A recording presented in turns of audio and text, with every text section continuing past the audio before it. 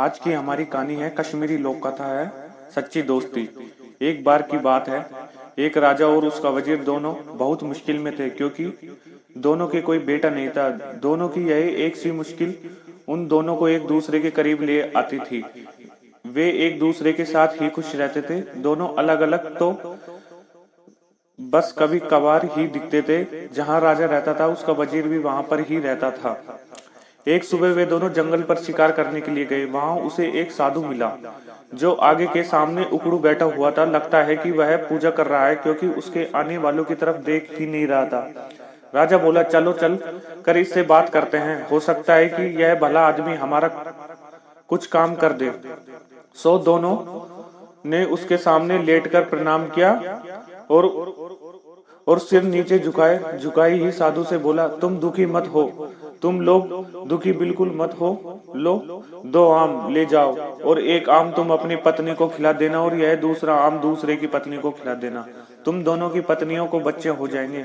साधु को बहुत बहुत धन्यवाद देकर राजा और उसका मंत्री दोनों अपने घर लौट गए। आम अपनी पत्नियों को खिला दिए। ठीक समय पर दोनों के एक एक लड़के का जन्म हुआ। जब ये दोनों लड़के पैदा हुए तो राजा के घर और वजीर के घर में ही नहीं बल्कि पूरे राज्य में खुशियों का माहौल हो गया। ब्राह्मणों को बिना नाप तोल के बहुत सारी भेंटें दी गई। गरीब लोगों को खाना खिलाया गया। सारे कैदियों को छोड़ दिया गया। देश में ऐसा समय पहले कभी नहीं हुआ था। दिवाली का सा माहौल हो गया था। जैसा कि सोचा जा सकता है, दोनों घरों में दोनों बच्चों की खास देखभाल की गई थी। जब वे बहुत छोटे थे तो उनकी देखभाल के लिए कई दाइयां रखी हुई थी। जब वे कुछ बड़े हो गए तो उनको कई टीचर पढ़ाने के लिए, उनके सब तरह की शिक्षा दिलाने के लिए किसी भी तरह कोई कमी नहीं रह जाए। इससे वे दोनों शिक्षा और कला में दोनों ही महारत हो गए। अपने पिताओं की तरह वे आपस में एक दूसरे से बहुत प्यार करते थे। दोनों अक्सर साथ साथ ही खेलते थे। एक दिन वे दोनों शिकार खेलने के लिए एक साथ जंगल में गए।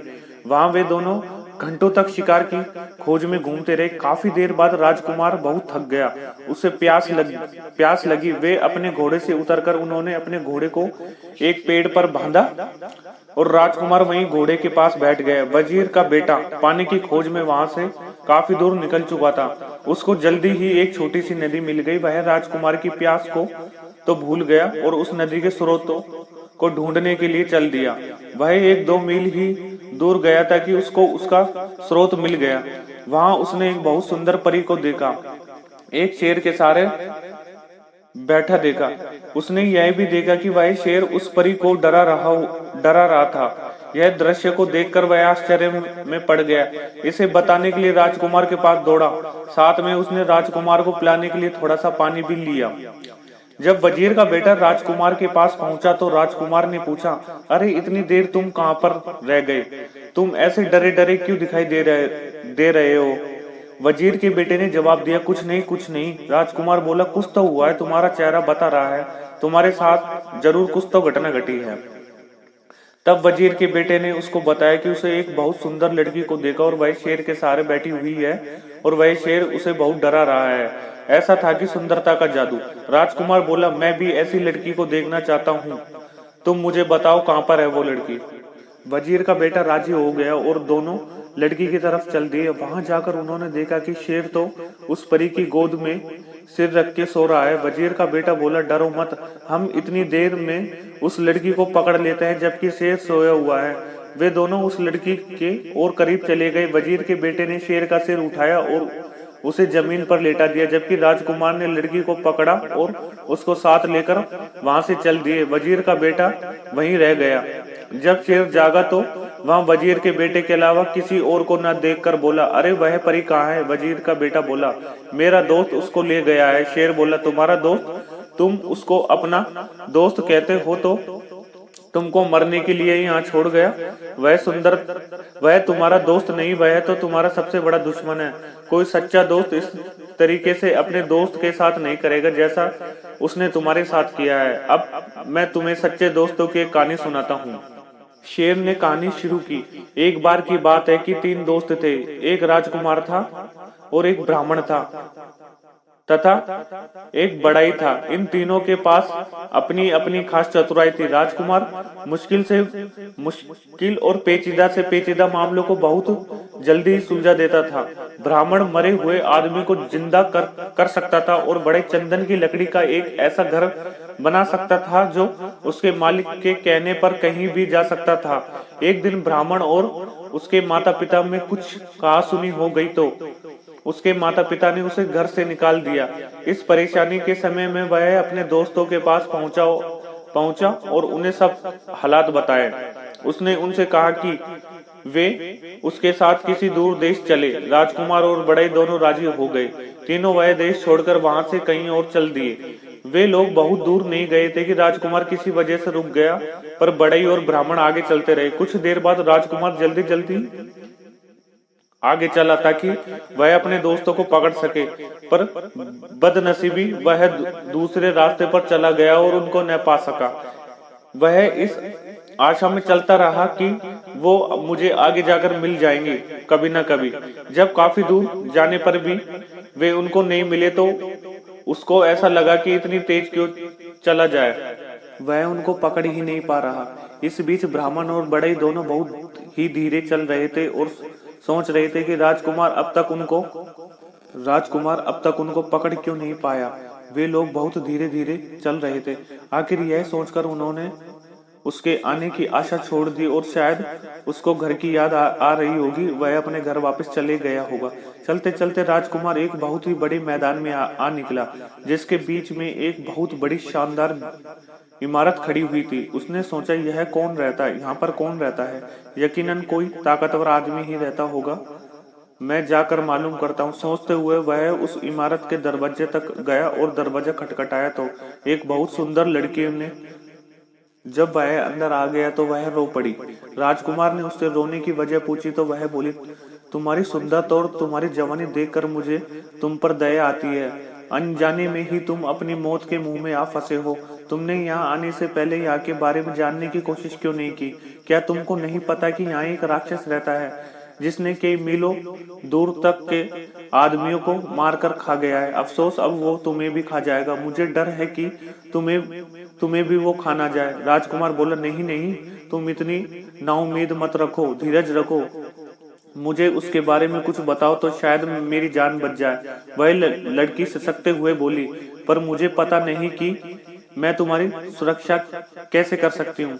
फिर वह उसको मकान के पीछे वाले कमरे की तरफ ले गई और उससे रखे एक बड़े बक्से में उसको बंद कर दिया और बोली, अब तुम यहाँ तब तक चुपचाप रहना जब तक मैं यहाँ दोबारा नहीं आती हूँ।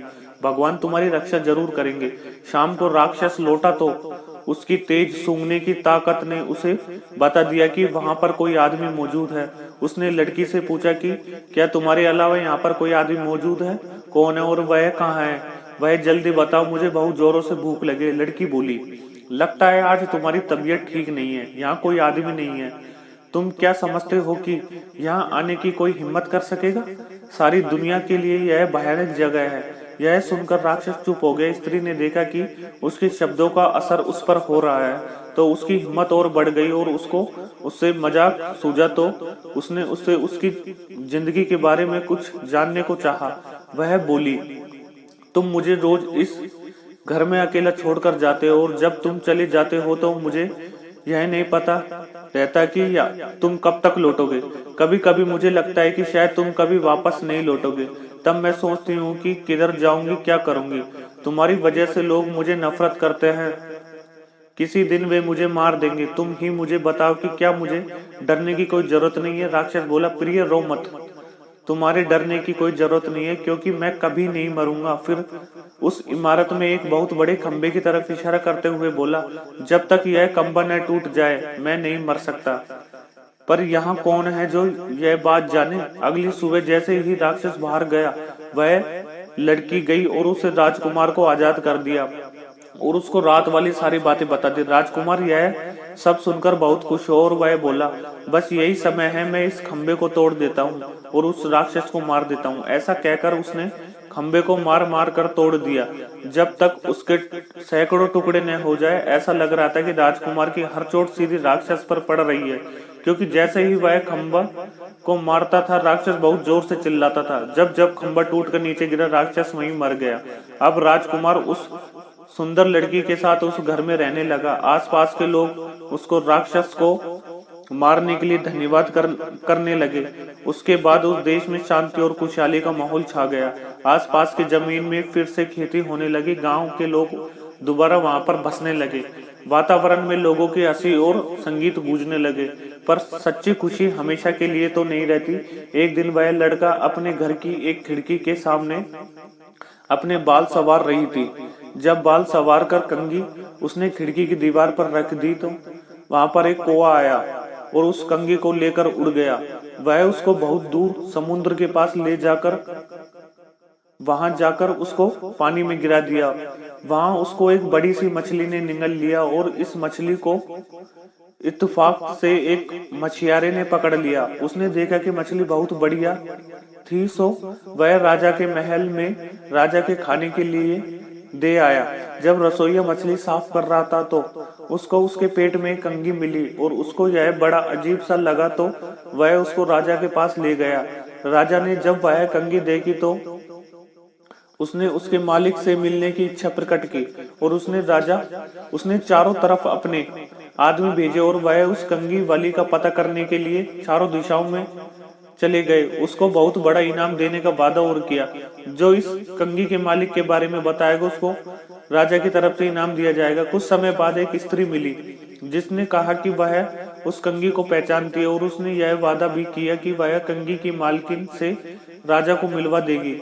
वह राजकुमार की पत्नी से मिली और बहुत बड़ी ही उसके परिवार में घुल मिल गई। इतना ही नहीं बल्कि उसको घर में रहने के लिए भी बुला लिया। उसने तुरंत ही इसे स्वीकार कर लिया। उसने देखा कि जब तक राजकुमार जिंदा है तब तक वह अपने उद्देश्य में सफल नहीं हो सकती, तो उसने राजकुमार को जहर दिया और हकीम को रिश्वत देकर उसकी पत्नी से यह कहलवा दिया कि वह अपनी मौत ही मरा है। उस राजकुमार की पत्नी को राजकुमार की मौत पर बहुत दुख हुआ और वह बहुत ही रोई। उसके इतना दुखी होने पर तो लोगों को लगा कि वह तो मरी जाएगी, पर उसने उसकी लाश को नहीं छोड़ा और उसने उसको एक मजबूत बक्से में बंद करके अपने कमरे में रख लिया। और उसने अपने पति से उसके दो दोस्तों के बारे में अक्सर सुना था कि वे क्या कर सकते थे। उसको यह आशा थी कि एक दिन वह उसे जरूर मिलेंगे और वह अपने पति को जिंदा कर लेगी। जैसे ही उस स्त्री को मौका लगा, उसने उस लड़की को उसका घर छोड़ने के लिए कहा और अपने साथ रहने के लिए कहा कि वहां तो वह काफी परेशान थी। कुछ ही दिन वह वहां से कहीं दूर रह लेगी तो उसको थोड़ी शांति मिल जाएगी। लड़की राजी हो गई और उसके साथ चली गई। अपने घर आते ही उस स्त्री ने राजा को खबर दी कि वह अपने उद्देश्य में सफल हो गई है। राजा वहां पर आया और उस लड़की को जबरदस्ती अपने महल में ले जाया गया। उससे प्रार्थना की, वह उसकी रानी बनने की प्रार्थना करने लगा। लड़की बोली वह उससे शादी तो कर लेगी पर उसको 6 महीने का समय दिया जाए, क्योंकि उसके पंडित ने उससे ऐसा करने के लिए कहा है। राजा यह सुनकर बहुत खुश हुआ। उस दिन का इंतजार करने लगा जब वह उसके शादी करने के लिए तैयार होगी।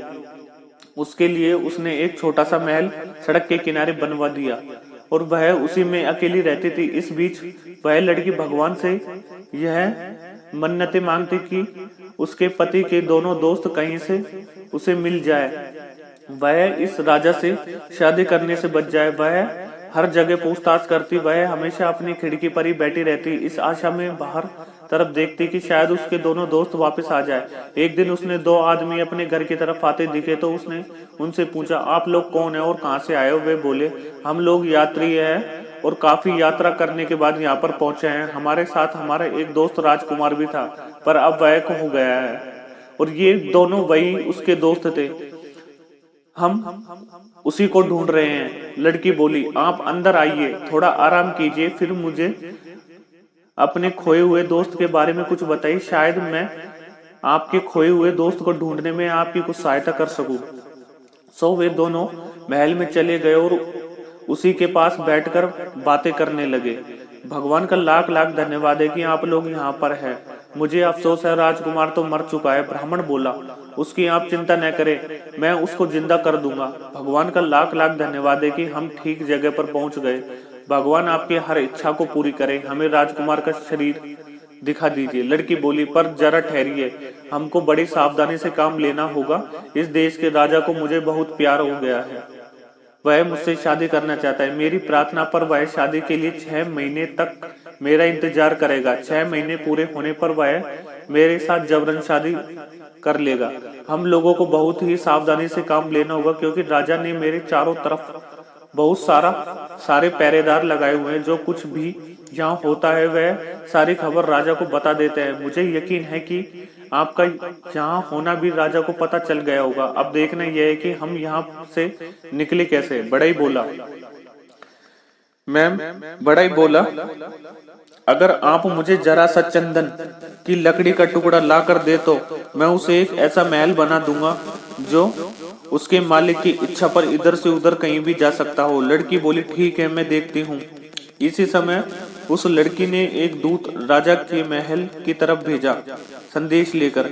मैंने आपसे शादी करने का फैसला किया है, हमारी शादी का एक दिन पास आ रहा है, आप मुझे खुश रखेंगे। आप मुझे 300 मन चंदन की लकड़ी भिजवा दीजिए। राजा ने तुरंत ही उसकी बात मान ली और 300 मन चंदन की लकड़ी भिजवा दी और बढ़ई ने उससे मकान बनाने का काम शुरू कर दिया। जब मकान बनकर तैयार हो गया तो लड़की ने राजा को एक और संदेश भेजा। ओ भले शानदार आदमी राजा, हमारी शादी का दिन अब पास आ रहा है, तो आप मेरी भाभी और ननद को यहाँ तुरंत आने की इजाजत दे। मैं अपनी शादी के बारे में उनसे कुछ सलाह लेना चाहती हूँ। राजा ने उसकी यह प्रार्थना भी मान ली। जैसे ही वे दोनों स्त्रियां उस लड़की के पास चंदन के मकान में पहुंची, वैसे ही बढ़ई ने उस मकान को राक्षस के मकान के पास जाने के लिए कहा। वहां उनको राजकुमार मिल जाता और वे लोग राजा से दूर आराम से रहते। बढ़ई के कहने से ही चंदन का मकान उड़ चला और वह इतनी बेआवाज उड़ा कि किसी को पता ही नहीं चला। वे सब बस उसकी बनावट की ही तारीफ करने लगी थी। अचानक उन्होंने अपने आप को मरे हुए राक्षस के महल में पाया। लड़की ब्राह्मण को राजकुमार की लाश के पास ले गई और ब्राह्मण ने बस उससे अपना हाथ छुआया कि वह जिंदा हो गया। सब लोग खुशी से झूम उठे। राजकुमार की शादी लड़की से करा दी गई। बाद में पता चला कि वह तो उस समय के एक बहुत बड़े ताकतवर राजा की बेटी है। राजकुमार के दोनों दोस्तों बढ़ई और ब्राह्मण की शादी राजकुमारी की ननद और भाभी से करा दी गई। सब लोग राक्षस के मकान में बहुत दिनों तक काफी खुशी खुशी से रहने लगे। शेर ने अपनी कहानी खत्म करते हुए कहा, ओ वजीर के बेटे, जैसे वे ब्राह्मण और बढ़ई उस राजकुमार के दोस्त थे, वैसे लोग ही दोस्त रखा करो। राजकुमार की तो तुम बात मत करो, जो खुद परी को लेकर चले गया और तुमको यहाँ मरने के लिए छोड़ दिया। उसको तुम अपना दोस्त मत कहो, वह तुम्हारा दोस्त नहीं हो सकता। खैर, तुम मरोगे नहीं, मैं तुम्हें कोई नुकसान नहीं पहुंचाऊंगा। तुम अपने घर जाओ और शांति से रहो। और वजीर का बेटा वहां से चला गया।